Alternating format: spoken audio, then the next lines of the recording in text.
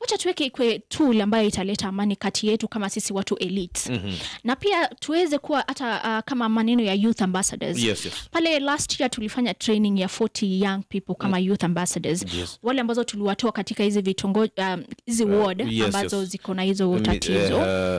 Kwa hivyo tuliwafanyia hiyo training na wamekuwa kitusaidia katika kutoa information na wanatuambia kuna tension, kuna hivi na hivi, tafadhali waite wale security ambazo wako in place. Kuna mtu ambazo aliwawa juzi juu ya hii ngombe fulani ziliondoka. Kwa hivyo unapata kuna ile smooth channel of communication na ni hao vijana ambao wametusaidia.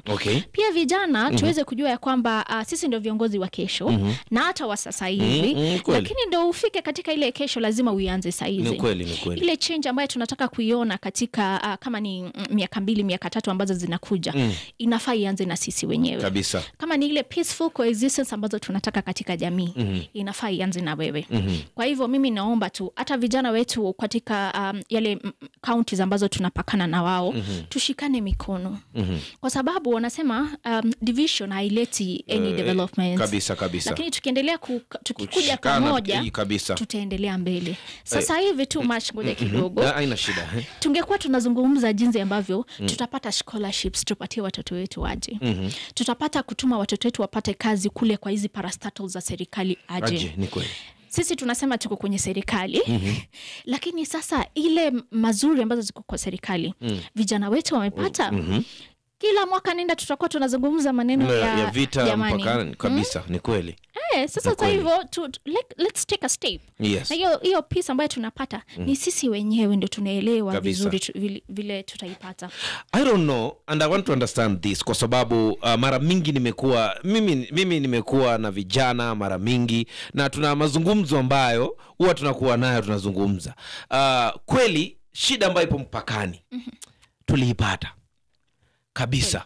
Na kupata shida ambayo ipo mipakani na mizozo ambayo imekuwepo baina ya jamii fulani na jamii fulani mara nyingi hata sometimes haituhusu kabisa. Manake hata hatujui inakuwa namna gani. Wale walikuwepo ni wale wazee ambao wanajua mwanzo na labda mwisho yake, lakini wameshindwa kuumaliza. Nataka nirudi nyuma kwa mfano.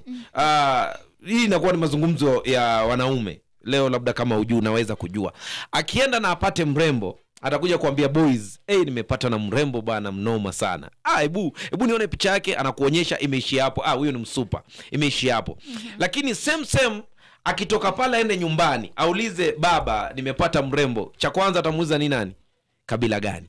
So unapata kwamba vijana wenyewe kwa wenyewe hawana shida.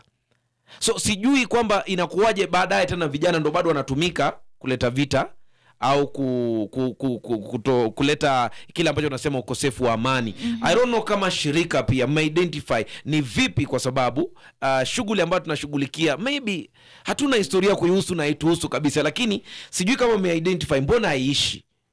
Lakini ukikutana na vijana kule nje utapata utapata vijana utapata hata wengine wameoana.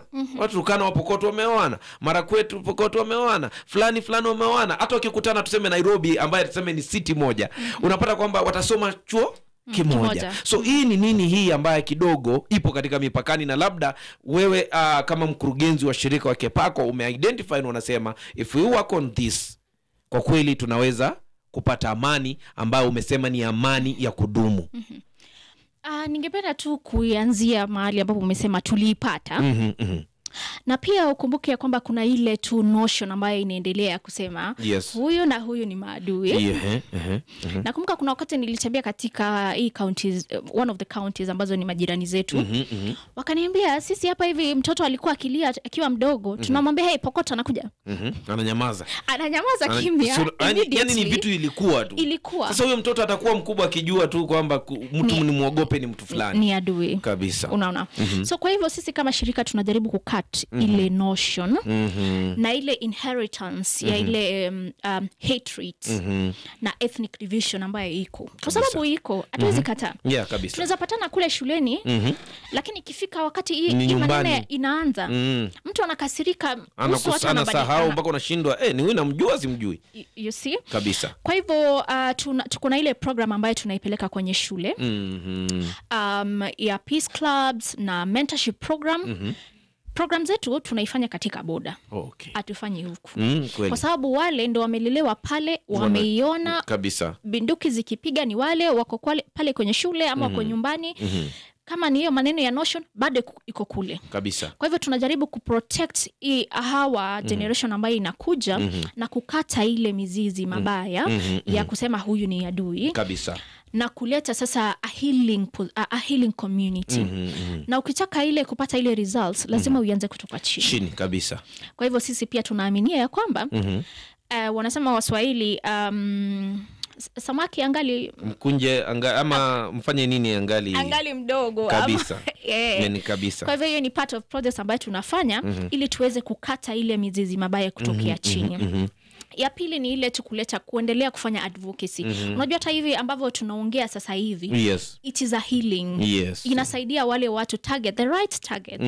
Inawasaidia. Na mimi naomba kama hii radio yetu haijafika Lodwar, jamani ifike Turkana. Iko Turkana. Yes, kabisa. Safi sana. Kwa hivyo tukiendelea 96.4 wanasikiza huko wako sawa. Amazing. Yes. Kwa hivyo tukiendelea kukua na hii conversation na hata watu kama sisi pia twende kule Lodwar, we do that sensitization, watu majirani zetu wa huko wa Elgeyo Marakwet, wa Baringo, we do that exchange program. Unapata ya kwamba kuna ile healing. Kabisa. Tuna take time, lakini pole tuna make. Kabisa. Tuna make step.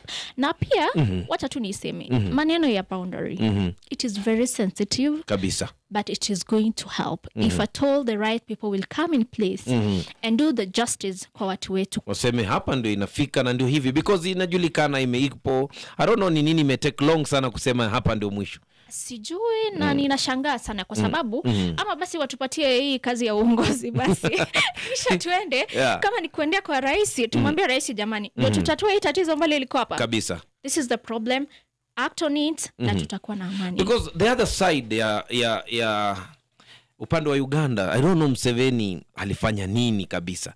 Manake kwa sasa utapata wale wanaishi Kenya wataenda mifugo yao itaenda hadi Uganda, malisho yatafanyika kule na itarudi salama. Unapata kwamba wanaishi vizuri sana. I don't know shida iko wapi huko. And let me ask, kwa sababu kama shirika Kepako tangu mkuwepo haikosi changamoto, na labda pia inaweza kuwa hizo changamoto ndo kizuizi kikubwa sana Kepako kuweza kuyafikia malengo ya kupata amani kupitia vijana pale mipakani.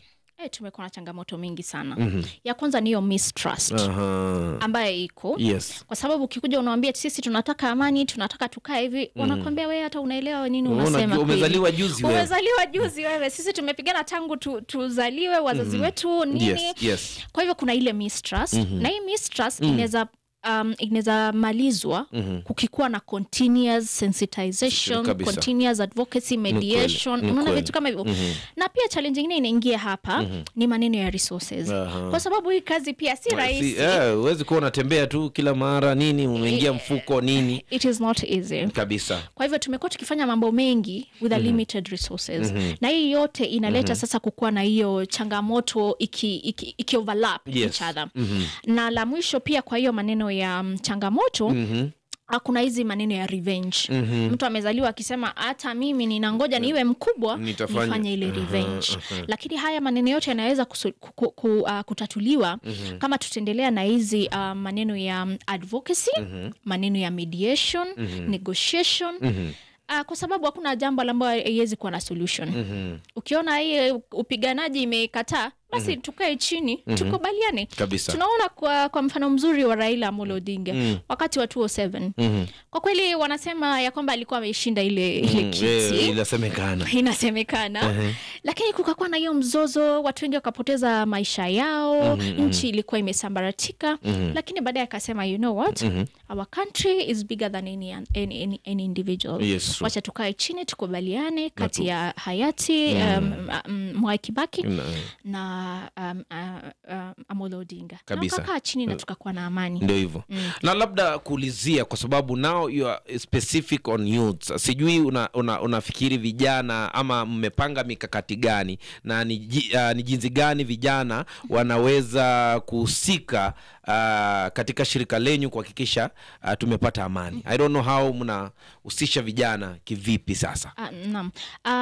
other than ile ambayo nimekuambia ya youth ambassadors na peace clubs katika mashule, pia sisi tunakaribisha vijana ambazo pia wanafikiria wako na other projects or initiatives ambazo wanaona inaweza tusaidia katika kuleta ile amani ambayo tunaitaka. Kwa hivyo tuko open to other